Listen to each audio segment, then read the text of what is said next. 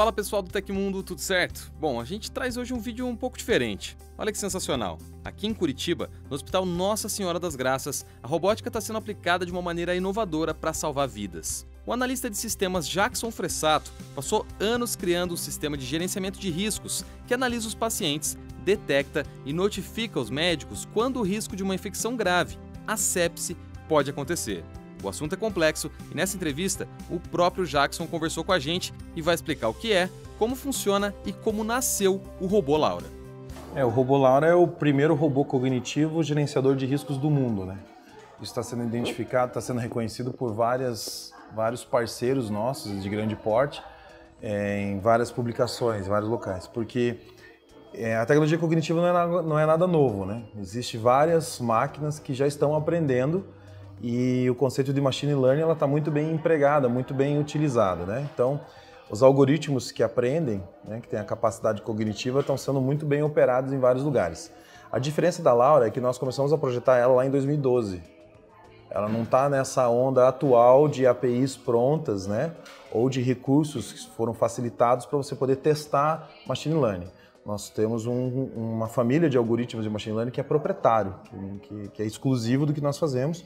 E o foco desse robô, ele é um robô, porque apesar de ele não ser um mecatron, né, não ter um corpo Android, né, uma máquina Android, ele trabalha com o conceito de robótica, porque nós estamos falando de um cérebro com uma família de algoritmos que trabalham com N outros motores, né, N outros softwares que todos juntos fazem a tarefa autônoma da Laura, que é o gerenciamento de risco. Então, você tem aplicações que fazem regressão, aplicações que reúnem, que classificam essas informações, aplicações que geram, que montam outras tabelas, tudo para que o cérebro entenda se aquela informação está presente num ambiente de menos risco ou mais risco. O robô, entendendo que está no mais risco, ele vai iniciar uma outra feature, né, uma outra funcionalidade, que envolve acionar as pessoas que precisam saber daquela informação, que naquele momento existe algo que está em risco. Se for uma informação anômala, ou seja, aquilo que ele não foi treinado, não faz parte, ele vai perguntar para alguém, o que entra dentro no conceito de capacidade cognitiva da máquina. Ou seja, ele vai ser treinado para aquela nova informação, se ela é pertinente, se ela é importante, se é importante, quanto importante, para poder dar o resultado que precisa no final do dia. O robô Laura nesse hospital trabalha especificamente monitorando o risco de sepse. A gente conversou com a doutora Viviane Dias, que nos explicou um pouco mais sobre a condição. E aí, no meio desse papo tecnológico todo, vem aquela pergunta médica. O que é a sepse? A septicemia, ou sepse, é categorizada como uma infecção geral grave do organismo, que age de forma silenciosa e letal. Essa infecção pode estar localizada em apenas um órgão do corpo, como por exemplo o pulmão, mas provoca em todo o organismo uma inflamação generalizada, numa tentativa de combater o agente da infecção. E é essa inflamação que pode comprometer o funcionamento de vários dos órgãos do paciente, que pode não suportar e falecer. Ok, mas como que o Jackson entra nessa? Ele trabalhou muitos anos desenvolvendo algoritmos que detectavam fraudadores dentro das empresas para identificar esses criminosos e dar ferramentas para combater o comportamento de fraude. E como que um cara desses vai parar dentro de um hospital? Eu nunca tinha previsto na minha vida ou no meu desejo profissional de trabalhar na área médica. Eu não tenho nenhum vínculo com a área médica, eu nunca estudei isso, não conheço, não faço a menor ideia.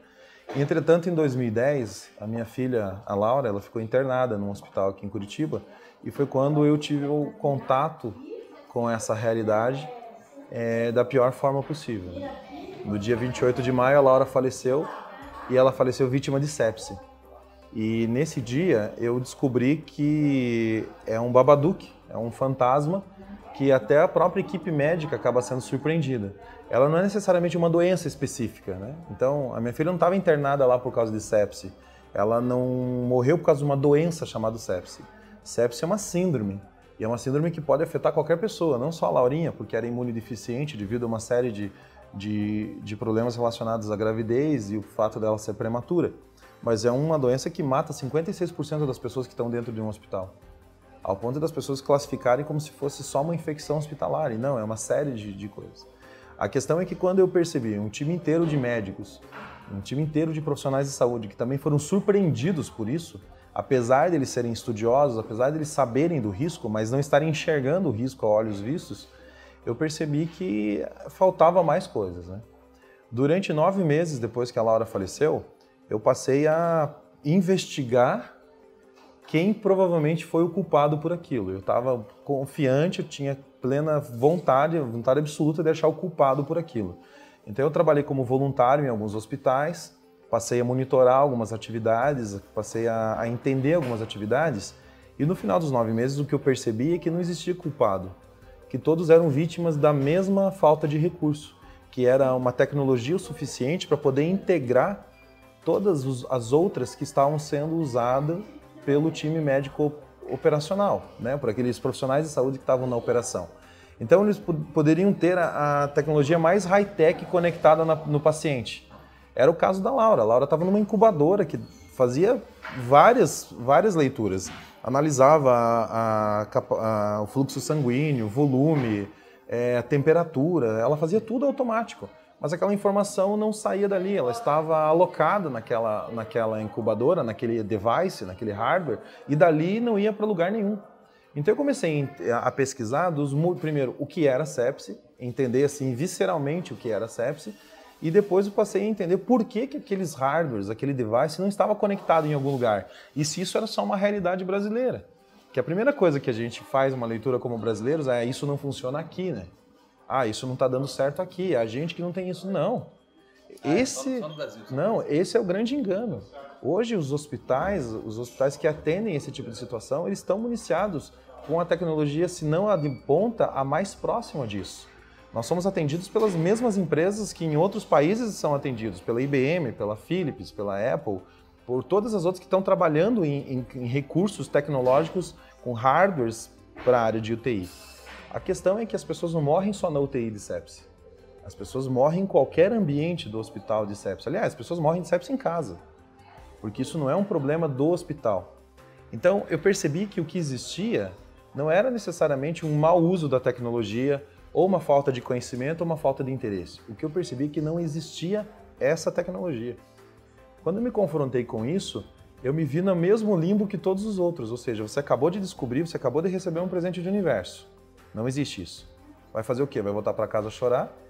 Ou vai pensar em alguma maneira de ajudar isso? Foi então que eu comecei a ter contato, em 2012, com tecnologia cognitiva. A IBM tinha acabado de anunciar o Watson no mercado, e apesar de não existir uma documentação específica para isso, e de não estar aberta nas comunidades de code, eu passei a estudar um pouco mais a fundo isso, né? Entender quem eram os cientistas, os data scientists que estavam envolvidos com isso. Nesse estudo eu comecei a perceber que existiam várias oportunidades, e passei a entender o conceito principal da tecnologia cognitiva, né? Dos algoritmos de machine learning. Não existia não existia nada de documentação e nem uma tecnologia, uma linha de desenvolvimento específica para isso. Hoje você tem R, você tem Python, você tem várias tecnologias, vários recursos tecnológicos que você pode usar para isso, várias linguagens para trabalhar. Em 2012 não. Em 2012 estava sendo desenvolvido isso. Foi o que eu comecei a fazer, né? Eu aceitei um desafio sem exatamente entender o motivo disso para poder testar. Porque eu entendia como um gestor de risco, que era o que eu fazia, enfim, eu sou oriundo da área de gerenciamento de risco, que a principal coisa para você identificar o risco é você saber empilhar essas informações. Se você tem a pilha dos dados, você consegue entender, usando a tua expertise, qual dessas é mais crítica. Então, a primeira coisa que eu entendi é que qualquer tecnologia que nós fôssemos usar precisaria ter a capacidade de classificar isso. E foi o que eu comecei a fazer, começar a trabalhar com algoritmos classificadores. Eu testei isso em outros ambientes e quando eu percebi que funcionava foi quando eu resolvi ir para a área médica hospitalar. É que eu tinha que criar algo que ajudasse o time médico hospitalar a ter mais velocidade. Eu preciso entender qual que é o processo operacional padrão, como que o customer vai usar isso. Então, eu precisava de parceiros que me dissessem quais eram as suas dores com isso e, entendendo essas dores, nós desenvolvermos algo. Procurei a Confederação de Casas de Misericórdia e eles indicaram para eu conversar com a FEMIPA, a Federação de Casas de Misericórdia do Paraná. Porque entendo que as instituições filantrópicas na área médica hospitalar, usando números que são públicos, eles cuidam de praticamente 60% dos atendimentos públicos do país. E as instituições filantrópicas são mantidas por pessoas que não ganham nada no final do dia. Eles não levam lucro para casa, pelo contrário, no final do mês assinam um cheque sem olhar para nada e na confiança entregam na mão de alguém para que aquilo continue funcionando. Então são pessoas do bem fazendo coisas para os outros sem olhar a quem. Essa era a minha proposta, né? Eu já tinha perdido a minha filha. Apesar de eu não olhar dessa maneira, né? Eu não penso que eu perdi nada porque eu não sou dono de nada. E da mesma forma, a Laura ela não morreu para mim, né? Ela só mudou a interface. São situações diferentes. Não é como acontece com outros casos. Então, a sepse é algo que pode ser evitado. Se pode ser evitado, o que eu preciso para evitar? Informação. Por que eu não tenho informação? Eu, médico, não tenho informação. Porque existem vários processos que são lentos, existe um acúmulo de dificuldades para isso. Como que a gente faz para diminuir isso? Então, essa concentração de estar trabalhando realmente na teoria das restrições fez com que nós construíssemos uma ferramenta que hoje está mostrando o resultado que ela veio. A Laura é um robô cognitivo, gerenciador de risco, que está salvando vidas. Ela não é um projeto que está no papel e vai fazer isso daqui 2 anos. Ela já está salvando vidas. Como que ela trabalha na prática, assim, o pessoal que gosta de tecnologia? Você até comentou que, na verdade, o mecanismo básico da Laura poderia ser aplicado a outras áreas, né? Mas no caso da sepse em si, como que ela funciona? Bom, a primeira coisa é que a Laura, por ser um robô cognitivo, uma máquina que aprende, ela foi treinada. Ela não foi programada para fazer aquilo, ela foi treinada. Ou seja, ela pode ser treinada em outros protocolos e em outros critérios de risco. A Laura não foi desenvolvida para ter jaleco branco, ou seja, ela não é um produto exclusivo da área médica. Até porque eu precisaria dar sustentabilidade para esse tipo de negócio para poder cumprir a minha meta, para poder cumprir o meu Dharma. Com isso, a Laura ela é capaz de aprender outros protocolos. Ela é capaz de aprender qualquer operação. E se você substituir a palavra leito por qualquer coisa, ela vai fazer a mesma coisa. Tá? Como que ela funciona? Como um vírus de computador. Então, quem entende um pouco qual que é a estrutura, qual que é a arquitetura de um worm vai entender o que eu estou falando, porque o worm ele não precisa ser instalado. Quando você coloca um trojan numa máquina, né, quando você coloca um elemento, ele é só para abrir a porta, porque o vírus ele não está ali no trojan. Ele entra, pega o que precisa e sai, entra, pega o que precisa e sai. A Laura ela funciona com a mesma arquitetura. Então, o hospital usando os recursos de segurança, porque daí nós temos toda a aplicabilidade de segurança, não é algo invasivo, né? Nós respeitamos, nós apresentamos, inclusive, quando o hospital tem algum gap de segurança, a gente fala, olha, é legal corrigir isso aqui, porque isso aqui pode dar problema de outro sentido. Ela registra toda vez que ela entra, ela registra toda vez que ela sai, ela registra o que ela fez. A Laura é absolutamente auditável, em todos os níveis. Ninguém deleta nada da Laura. Aliás, não existe interfaceamento com a Laura. O usuário final, que é o enfermeiro, que é o médico, ele não opera a Laura. Ele opera o mesmo sistema do hospital. A diferença é que ele continua colocando as informações da mesma maneira, do mesmo formato, todo dia, como ele sempre fez. A única diferença é que agora você tem um robô que entra nesses sistemas, do laboratório, do hospital, da enfermagem, todos os sistemas distribuídos, lê essas informações, reúne essas informações de várias formas e fala para aquele profissional o seguinte, fulano, está faltando os dados vitais do paciente. Aí o cara, putz, é verdade. Ele vai lá, pega essa informação que já está anotada no papel ou que ele precisa coletar no paciente, pega essas informações e imputa no sistema dele, não na Laura. O que você está falando então, assim, dela ter um funcionamento de worm, porque no cotidiano de um hospital e na rotina do hospital, ele tendo a Laura ou não, significa que ele tem vários profissionais monitorando os pacientes e utilizando um sistema. Independente do sistema que ele está utilizando, a Laura acessa esse banco de dados, coleta essas informações e aí ela trabalha. Isso. Então é por isso que, de certa forma, ela naturalmente já tem uma instalação mais aplicável. Ela não é instalada, ela é implantada. Então, no momento que eu implantei a Laura, ela começa a dar os resultados a partir do que ela foi treinada. Hoje, um hospital, quando recebe a Laura, o foco maior é mais no conceito cultural da população, de que elas vão começar a ser alarmadas para eles entenderem que a Laura não está monitorando pessoas. Esse é um detalhe muito grande que eu me preocupei. Ela monitora dados. Ela monitora processos. Os dados, as pessoas, os recursos fazem parte de um processo. E o que ela faz é exatamente isso. Ela se apropria dessas metodologias, acessa a base de dados de diferentes pontos no hospital e retorna para quem tem que retornar. Então, se existe algum tipo de situação física, a gente pode dizer que nós estamos transformando os hospitais em androides. Nós estamos colocando cérebros dentro da base sistêmica dos hospitais para poder interagir com todos os humanos, todos os profissionais que estão empregando a melhor capacidade intelectual que ali existe. Não existe nada mais performático na capacidade intelectual humana do que a área de medicina. Se alguém arriscar dizer, não, existe coisa que é mais avançada intelectualmente que medicina, eu acho que está cometendo um erro enorme. Então, por que não aplicar mais capacidade de inteligência nisso? Colocar a inteligência artificial para potencializar esses caras. E o detalhe é que a aceitação do time operacional para a Laura está sensacional. A Laura, pensando dessa forma, empoderando o pessoal da área operacional, ninguém entende a Laura como monitorando eles, mas monitorando os processos que ele também está interessado, porque ele fala, cara, eu posso errar, eu sei que eu posso errar, mas eu não quero permanecer no erro. Então avise para mim, não adianta você mandar para o meu chefe ou para o médico tal esse erro, que ele vai pedir para eu fazer. Então me avise que eu vou lá e vou resolver isso, eu vou corrigir. E isso está garantindo a gente conseguir reduzir a mortalidade em cada um dos postos que a Laura está inserida por sepse grave. Os fãs de tecnologia talvez se interessem em como a Laura funciona. E a gente falou sobre isso com o Jackson, inclusive sobre a sua parceria com a IBM. Ela está hoje hospedada num servidor da IBM, em Dallas, porque é a melhor máquina do mundo, né? Isso é incontestável, mas ela não usa nenhuma API do Watson.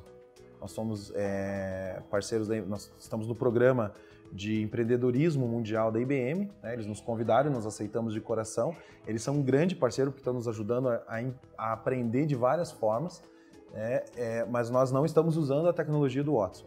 Agora, em 2017 e 2018, nós vamos usar algumas features do Watson, como, por exemplo, a capacidade de linguagem natural do Watson, a capacidade de pesquisa de documentos do Watson, para poder potencializar os serviços da Laura, porque não tem por que a gente gastar 5, 6 anos desenvolvendo algo que a IBM já fez e fez muito bem e está disponível para todos usarem. Isso faz com que a Laura opere de forma remota. Ele não depende de nenhuma interação humana. O que acontece é que quando nós treinamos o robô, ele passa a obedecer aquilo que ele foi treinado. O projeto do Jackson prevê expansão para outros hospitais, inclusive com auto-implementação das equipes. Se a Laura ela depender de uma implantação convencional que existe hoje na área de TI, nós estamos falando de algo muito caro, não só em recursos financeiros, mas em recursos humanos e de tempo, né? Os nossos desafios dentro de casa hoje é automatizar o nosso customer service, nosso ambiente de atendimento ao cliente, de atendimento ao mercado. Isso independente se são os filantrópicos que vão receber gratuitamente a Laura ou se são hospitais que vão pagar para usar a Laura. Independente de quem seja, o resultado vai ser o mesmo. Assim, eu potencializo a minha capacidade produtiva também, né? Hoje, por exemplo, a Laura ela já monitora o próprio desenvolvimento. Ela está gerenciando o time que está desenvolvendo ela mesma.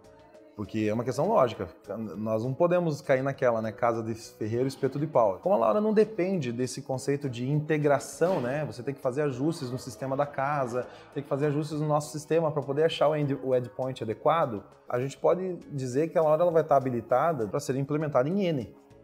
Ele não está condicionado a recursos operacionais físicos. O que nós estabelecemos no ano de 2017 é que nós estamos com um teto, uma meta de 100 hospitais. Então, por exemplo, eu tenho feito palestras em vários lugares no país que estão reunindo todos os pensadores, todos os formadores de opinião na área médica hospitalar, na área de TI, para nós sentarmos todos juntos, eu apresentar o sonho de Laura, eu explicar como é o projeto, eu explicar como que funciona e junto nós entendermos qual que é a maneira de nós levarmos a Laura para lá, para viabilizar isso. Porque assim, eu vou colocar a Laura em todos os hospitais filantrópicos. Se depender só do meu bolso, isso talvez leve 10, 20 anos. Se eu tiver alguém me ajudando nesse sentido, nós conseguimos fazer isso em 2, 3, 4 anos. Isso vai acontecer e a gente está percebendo que muita gente está entrando no projeto junto para que realmente viabilize a Laura em todos os lugares. Nós temos uma página específica, um projeto chamado sonhodelaura.com.br e ali tem todo o tracking que termina com a pessoa tendo a opção de ou propagar a ideia, pega esse site, divulga nas suas redes sociais para que mais gente saiba, ou até contribuir financeiramente, porque tem um crowdfunding ativo. Ali tem o link para entrar no crowdfunding e fazer a doação. Quem diria, hein? A tragédia de um pai que foi transformada em uma tecnologia de inteligência artificial capaz de ajudar profissionais da área de saúde a salvar vidas através de um monitoramento inteligente. Gostou dessa história e da tecnologia envolvida por trás dela?